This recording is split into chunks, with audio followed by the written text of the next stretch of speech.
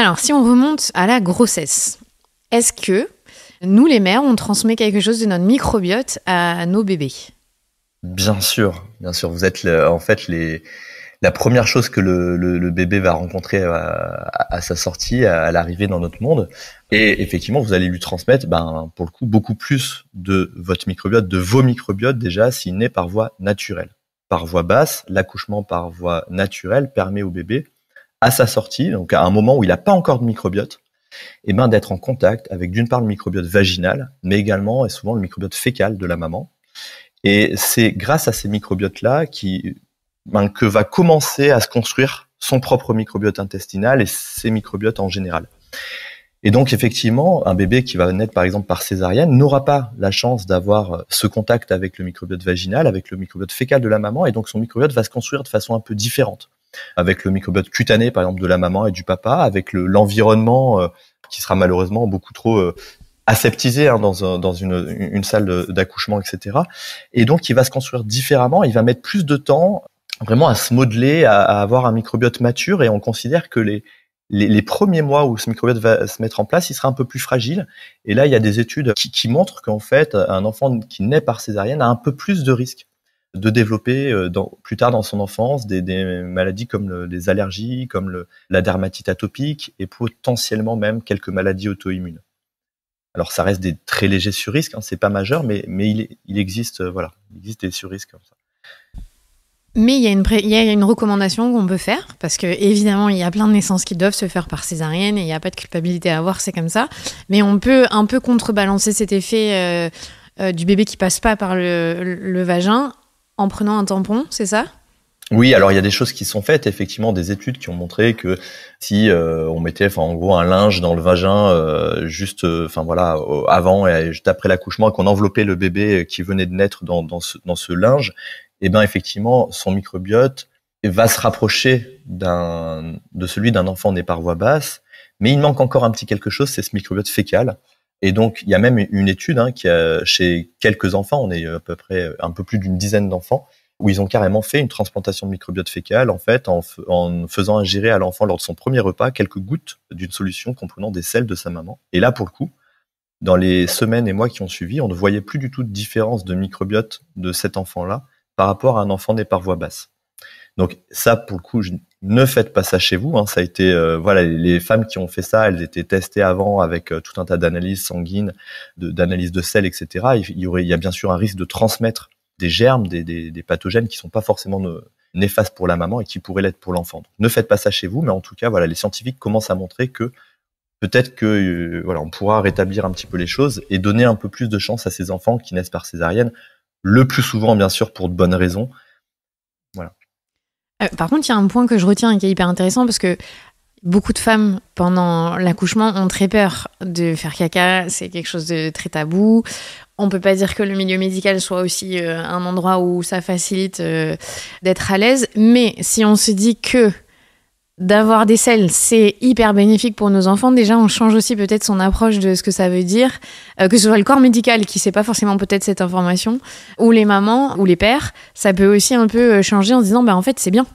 Exactement, il faut voir, et je pense que, moi, c'est mon intérêt pour le microbiote qui m'a fait voir les choses différemment, mais effectivement, s'il y a des selles lors de l'accouchement, c'est naturel, la nature fait bien les choses, et s'il y a souvent des selles lors de l'accouchement, c'est pas par hasard, c'est effectivement pour donner au bébé la possibilité d'avoir accès à ce milieu microbien qui est censé lui être bénéfique pour plus tard. Donc, il faut pas en avoir peur, ça fait partie, de l'accouchement, d'un accouchement normal. Oui. Tout à fait. Non, mais c'est bien qu'on change un peu notre idée autour du caca et des selles, mine de rien. Donc, tu es jeune papa, donc tu as assisté en tant que père à un accouchement de ton enfant. Est-ce que tu as l'impression aujourd'hui que les enfants ils naissent dans des milieux trop sceptiques ? Ah ouais, ça m'a même choqué. Alors après, moi, j'ai vécu l'accouchement en tant que papa, pas en tant que médecin gastro-entérologue, auteur d'un livre sur le microbiote, donc j'ai pas dit grand-chose, mais j'ai un peu subi cette situation où en fait, toutes les voies naturelles par lesquelles était censé sortir mon fils, et vous voyez lesquelles dont je parle, étaient recouvertes de bétadine, d'un antiseptique. Je sais pas trop pour quelle raison, justement, pour faire en sorte qu'il y ait une asepsie la plus totale possible. Et malheureusement, ça va à l'encontre de ce dont on vient de te dire et du fait de donner la possibilité à cet enfant qui naît d'être en contact avec tous ces bonnes bactéries et autres micro-organismes. Donc je pense qu'effectivement, il faut pas voir. Alors en plus c'était pendant la période du Covid, donc c'est vrai que les microbes tout de suite, c'était il faut se laver les mains 30 fois par jour, mettre des masques, donc on avait plutôt peur des microbes. Il faut quand même voir le côté. La plupart des microbes qui nous entourent, ils sont pas méchants, ils nous veulent pas de mal. Il faut il faut réapprendre à vivre avec en fait, et ça dès l'accouchement. Donc c'est vrai que c'est voilà. Et après dans la petite enfance, parce que le microbiote se construit dans les premières années de vie. C'est pas pour rien si les enfants tripotent un peu tout, mettent les mains à la bouche, même de la terre ou autre, etc. On sait que les enfants qui vivent dans des milieux ruraux, qui vivent avec des animaux de compagnie, qui gratouillent de la terre, ont un microbiote qui sera globalement plus à même de les amener vers une bonne santé. Et ceux qui vivent dans un milieu urbain, sans animaux, sans terre, avec la pollution, etc., auront plutôt tendance à faire plus de problèmes allergiques, auto-immuns, etc. Il y avait une étude dans un documentaire Netflix sur les enfants qui disait justement que les enfants qui avaient un chien à la maison avaient un bien meilleur microbiote que ceux qui n'en avaient pas.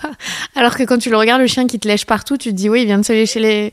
Mais en fait, non, ce sont des bonnes... Il faut revoir les microbes comme n'étant pas tous mauvais, et il faut réapprendre à vivre avec, et ça fait partie du monde qui nous entoure. Et d'ailleurs, on est fait de milliards de microbes. Donc... De ton point de vue, toi, de gastro-entérologue, pour un microbiote idéal dès la naissance, il faudrait que ça se déroule comment la naissance? Donc par voie basse le plus possible. Et il faudrait pas qu'il y ait tout ce milieu. Comment on gère en fait? Je me posais vraiment cette question.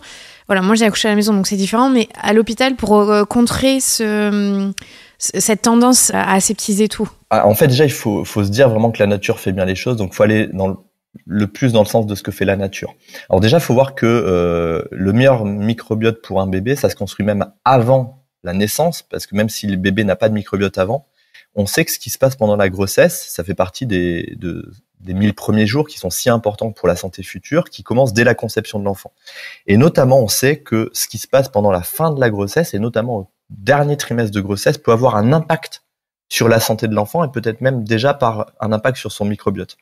On sait que les médicaments que vont prendre la maman dans le 3e trimestre de grossesse peut engendrer des problèmes de santé pour le bébé. Donc ça commence effectivement dès la grossesse. Donc c'est préparer la grossesse avec un mode de vie le plus sain possible, mais effectivement en limitant les médicaments, les antibiotiques, etc. Alors on n'a souvent pas le choix. Mais en tout cas, il faut avoir conscience que tout ce qui va se passer pendant la grossesse peut avoir un retentissement plus tard chez l'enfant. Ensuite, effectivement, l'accouchement, c'est vraiment un moment primordial pour l'acquisition du microbiote. Moi, j'aurais tendance à dire, mais effectivement, de pas faire comme c'est passé pour le mien, mais de rester le plus possible avec la nature, le moins possible aseptiser les choses. Sauf quand il y a pas le choix. Il y a déjà, on fait la prévention de l'infection à streptocoque, c'est déjà pour certains la prise d'antibiotiques. Alors ça a beau être juste un flash, c'est-à-dire une injection avant la naissance. On retrouve, si on analyse le microbiote de l'enfant, plusieurs mois plus tard, on retrouve encore des traces de cet antibiotique qui a été administré à la maman.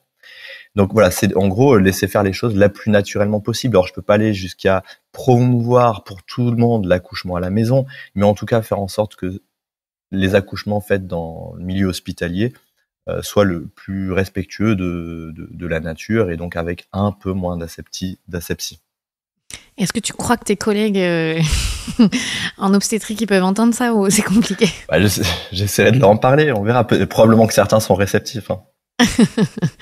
Pourquoi est-ce qu'aujourd'hui on commence à alerter dans les pays industrialisés sur la pauvreté du microbiote?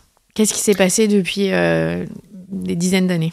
Alors c'est difficile d'affirmer ça avec certitude, mais globalement, si on essaie de voir comment était le microbiote de nos ancêtres, il y a 50 ou 100 ans ou plusieurs centaines d'années, en fait, vu qu'on n'a pas leur microbiote, on regarde celui de populations qui vivaient comme ceux de nos ancêtres, et notamment les chasseurs-cueilleurs, parce qu'il y a encore des gens sur Terre qui vivent en tant que chasseurs-cueilleurs, qui ont un mode de vie vraiment à peu près identique à celui de nos ancêtres assez lointains. Et si on regarde leur microbiote, ils ont un microbiote beaucoup, beaucoup plus riche et diversifié que nous. Et donc, on peut probablement considérer que notre microbiote s'est appauvri ces dernières décennies et on n'aurait pas du tout de mal à l'expliquer. En fait, ce qui s'est passé, on va dire, depuis une 50aine d'années, notamment avec l'industrialisation, c'est qu'en fait, on s'est mis à manger beaucoup moins naturel, on s'est mis à manger de la nourriture industrielle, alors beaucoup moins riche en fibres, beaucoup plus riche en additifs, beaucoup plus de sucre, c'est-à-dire on mange probablement 10 fois trop de sucre actuellement qu'on devrait manger. Les aliments ultra transformés, donc avec ces additifs, on sait que c'est mauvais pour le microbiote, ça le détruit. Il y a la pollution, l'utilisation de pesticides, la sédentarité. Et en fait, on sait que tous ces facteurs-là ont un impact négatif sur notre microbiote. L'utilisation massive d'antibiotiques, alors heureusement, ça a été très utile. Hein. C'est sûr que maintenant, on meurt beaucoup moins en tout cas de maladies infectieuses.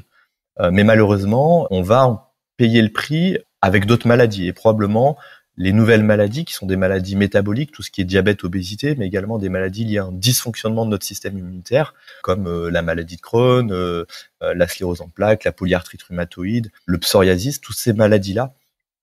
Il est très probable qu'il y a plusieurs dizaines d'années, il n'y en avait pas ou très peu, et que l'émergence de ces maladies-là, c'est aussi lié à notre microbiote qui s'est appauvri, puisqu'on sait que le microbiote communique en permanence avec nos autres organes, mais également avec le système immunitaire. Et pour avoir un bon système immunitaire, globalement, il faut avoir un microbiote le plus sain, le plus riche, diversifié, etc. Donc voilà, c'est difficile. On est beaucoup sur des corrélations. La causalité, je peux pas l'affirmer, mais quand même, on a beaucoup de moyens d'expliquer tout ça.